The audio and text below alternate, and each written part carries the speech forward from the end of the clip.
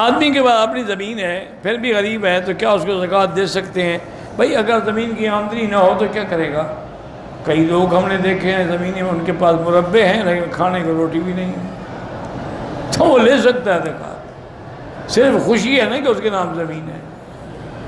جب آمدنی کچھ نہ ہو، زمین ہو یا کچھ ہو۔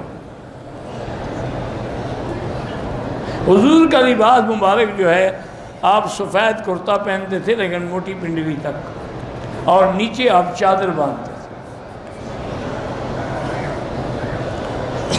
میری بیوی کے پاس 2 تولے سونا ہے، شادی بیاہ میں استعمال کرتی ہے، اس کی کوئی زکوٰۃ نہیں۔ بہرحال جو 2-3 گرام ہر وقت استعمال، اس کی بھی کوئی زکوٰۃ نہیں۔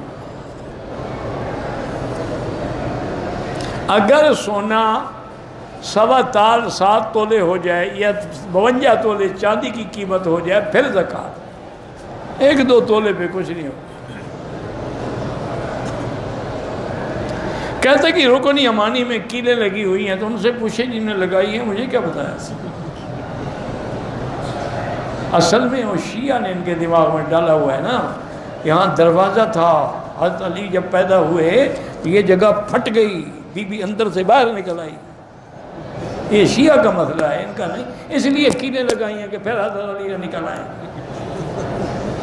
جاہل لوگ ہیں، کیا کرے انسان، دکھ ہوتا ہے۔ حضرت علی کوئی چھوٹی شخصیت ہے، کیا کہہ رہے ہیں؟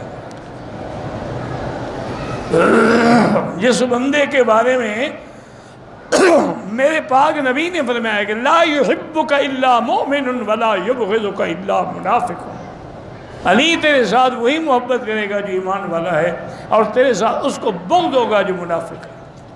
یہ ایک روایت ہے کہ کعبے میں پیدا ہوئے، وہ کعبے میں نہیں حرم میں پیدا ہوئے، حرم کو بھی کعبہ کہتے ہیں۔ اب دیکھو نا قرآن میں ہے کہ حج کی بکری کعبے میں ذبح کرو، ہدین بالغ الکعبہ، تم ذبح کرتے ہو مینا میں، تو سارا حرم کعبہ ہے۔ تو اس لیے کسی نے لکھا کہ مولود کعبہ نے کہا کعبے کے اندر پیدا ہوئے تھے، پھر دروازہ باقی نے خود بنائے جیسے ذاکر بناتے ہیں۔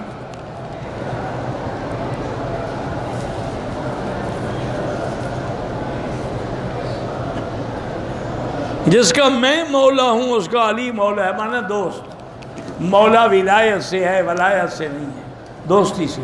اللہ ولی الذین آمنوا، اللہ مومنوں کا دوست ہے۔